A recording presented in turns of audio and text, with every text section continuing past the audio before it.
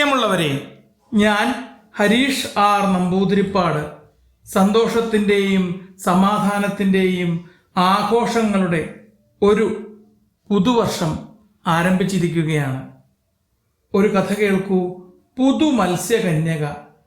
അയ്യോ, ഇത്തവണ ഞാൻ എങ്ങനെ ഡാൻസിന് ചേരും?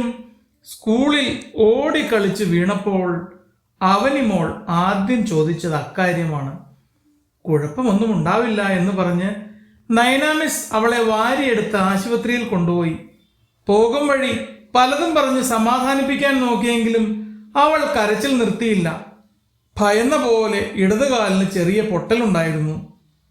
3 മാസത്തേക്ക് ശരിക്ക് ശ്രദ്ധിക്കണമെന്ന് ഡോക്ടർ പറഞ്ഞു.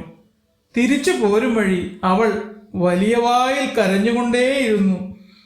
ഭരതനാട്യം, ഗ്രൂപ്പ് ഡാൻസ് ഒന്നിനും പങ്കെടുക്കാൻ പറ്റില്ല. അമ്മയെ കണ്ടപ്പോൾ അവളുടെ കരച്ചിലിന് ആക്കം കൂടി. സാരമില്ല മോളെ, കാലിന് ഭേദമായിട്ട് അടുത്ത വർഷം നമുക്ക് പങ്കെടുക്കാം. എത്ര പറഞ്ഞിട്ടും കുഞ്ഞ് കരച്ചിൽ നിർത്തിയില്ല. പിന്നെ കുറേ ദിവസത്തേക്ക് അവൾക്ക് വലിയ സങ്കടമായിരുന്നു. അമ്മ എന്നും സ്കൂളിൽ കൊണ്ടുപോവുകയും കൊണ്ടുവരികയും ചെയ്യുമ്പോഴും അവളുടെ മുഖം തെളിഞ്ഞിരുന്നില്ല. കൂട്ടുകാരികൾ ഡാൻസ് പ്രാക്ടീസ് ചെയ്യുമ്പോൾ അവൾ കാഴ്ചക്കാരിയെ പോലെ അകലെ നോക്കിയിരിക്കുകയാണ് പതിവ്. ദിവസങ്ങൾ കടന്നുപോയി. ഇപ്പോൾ അവനിക്ക് പൂർണ്ണമായും ഭേദമായി. ഓടാനും ചാടാനും ഒക്കെ പറ്റും. പറഞ്ഞിട്ടെന്ത് കാര്യം? കായികമേളയും കലാമേളയും അവസാനിച്ചിട്ട് നാളുകളായി.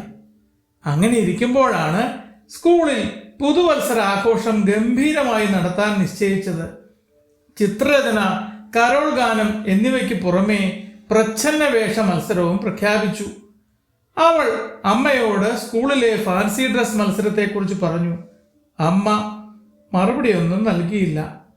അടുത്ത ദിവസം നയന മിസ് അമ്മയെ വിളിച്ച് ഫാൻസി ഡ്രസ് മത്സരത്തെക്കുറിച്ച് പറഞ്ഞു. ക്രിസ്മസ് മത്സരങ്ങളിൽ അവൾ ഉത്സാഹത്തോടെ പങ്കെടുത്തു. ചുരുക്കം ചില സമ്മാനങ്ങൾ കിട്ടുകയും ചെയ്തു. പുതുവത്സരാഘോഷ ദിനത്തിൽ കുട്ടികൾ അവർക്കിഷ്ടമുള്ള പുതുവസ്ത്രങ്ങൾ ധരിച്ച് സ്കൂളിലെത്തി. അതിമനോഹരമായ ഒരു വസ്ത്രമാണ് അവന് ധരിച്ചത്. പുതുവത്സര മത്സരത്തിൽ ഒടുവിലാണ് ഫാൻസി ഡ്രസ്. കുഞ്ഞുങ്ങൾ ഓരോരുത്തരായി വേദിയിലെത്തി. പലതരം വേഷങ്ങൾ. അതിന് പിന്നാലെ അവനി സമുദ്രത്തിൽ നീന്തി വരുന്ന മത്സ്യകന്യകയുടെ രൂപത്തിൽ എത്തിച്ചേർന്നു.